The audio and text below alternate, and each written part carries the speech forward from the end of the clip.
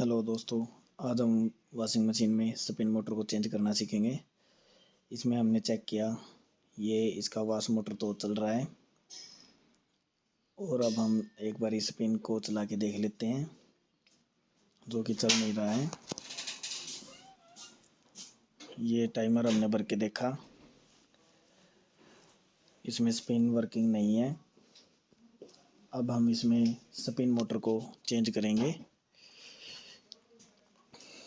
ये हमने ड्राम घुमा के भी चेक किया, ड्राम अपना घूम रहा है। स्पिन मोटर वैसे मोटर जाम नहीं है, लेकिन मोटर वर्क नहीं कर रही है। ठीक है, अब हम इसका स्पिन मोटर को चेंज करने के लिए इसके पीछे के पैनल को खोलेंगे। ये हमने बैक पैनल इसका ओपन कर लिया।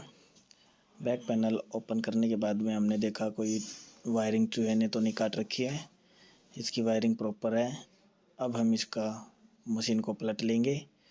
मशीन को पलट के इसके पीछे से जो पेच लगे हुए हैं नीचे बेस में, पेचों को एक एक करके आराम से सभी पेचों को निकाल लेंगे धीरे धीरे करके।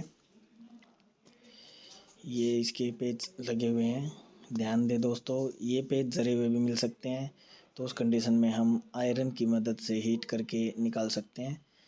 वैसे अगर नॉर्मली निकला है तो हम नॉर्मल निकाल लेना चाहिए।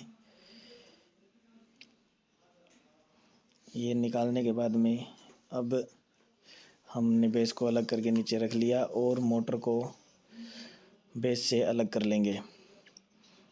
ये हमने मोटर के पेच खोल रहे हैं, धीरे धीरे करके मोटर के पेच अलग कर लेंगे। अब मोटर से ब्रेक पत्ती को अलग करेंगे। ये इसकी ब्रेक पत्ती है। ब्रेक पत्ती में इसके 3 पेच होते हैं, एक एक करके तीनों पेचों को रिमूव करेंगे। अगर आराम से हो जाता है तो ठीक है, नहीं मोटर को अलग करके फिर भी कर सकते हैं।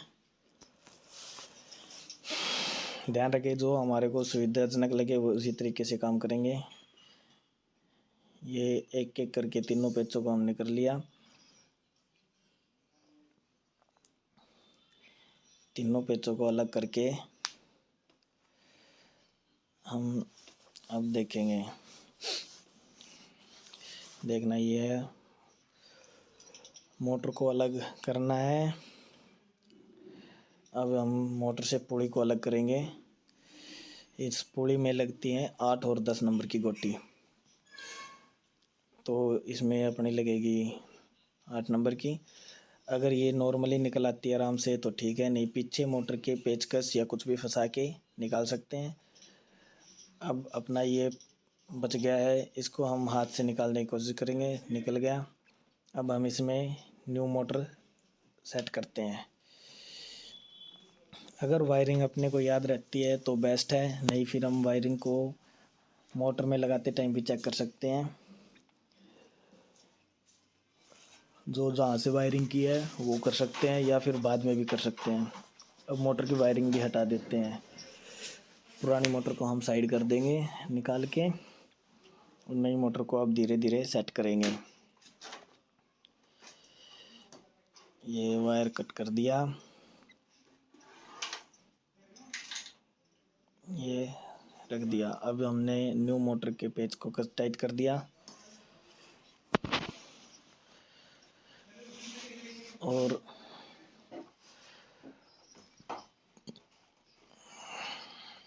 मोटर के पेच लगा दिए।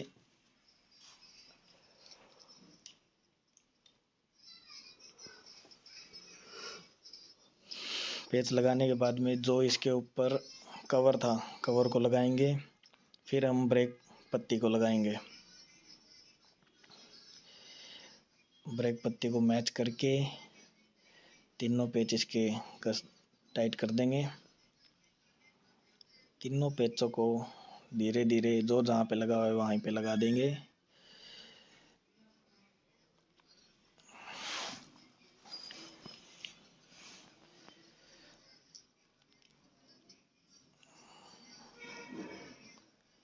ये हमने इसके पेच लगा दिए। अब तीसरा पेच भी लगा देते हैं। ये तीसरा पेच भी लगा दिया। अब इसमें हम पुड़ी को लगाएंगे। अब इसकी पुड़ी लगा देते हैं। अगर पुड़ी हाथ से बैठ जाती है तो ठीक है, नहीं हम चोट दे के भी बिठा सकते हैं। ये नट का ध्यान रखें, नट को खुला रखें। और पुड़ी को अगर हाथ के प्रेशर से बैठ जाती ठीक है, नहीं हम हल्की चोट मार के भी बैठा सकते हैं। ध्यान दें, चोट हल्की ही देनी होगी। अगर चोट ज़्यादा कर दी तो मोटर ख़राब हो सकती है। अब ये नट हमने चेक करके थोड़ा ढीला करके फिर से टाइट कर दिया। ये अपना टाइट हो गया। अब चेक कर लेंगे सभी नट टाइट हैं, जो लूज लग रहा है उसको टाइट कर देंगे। अब हम मोटर के बेस को उठा के, मशीन के बेस को उठा के फिर से मशीन पे लगा देंगे।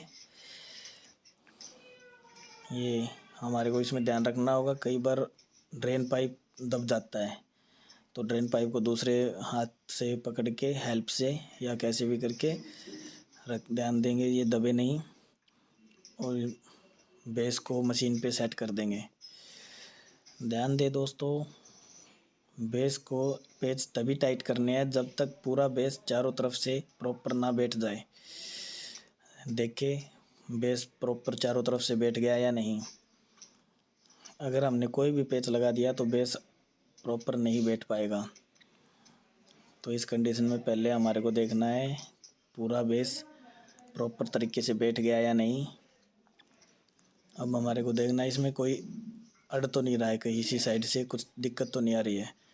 अब देखेंगे कि मोटर के नीचे जो अपना स्पिन मोटर का ड्रम है वो और पुड़ी का मैच अच्छे से नहीं हुआ है, तो हम हाथ डाल के नीचे से और पुड़ी और बेस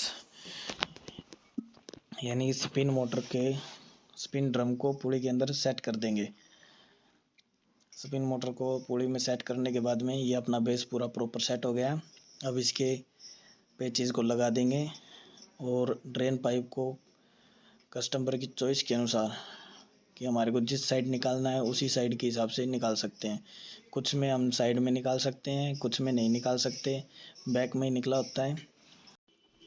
इसको हम साइड में निकाल के फिर हम मशीन की वायरिंग चेक कर लेते हैं।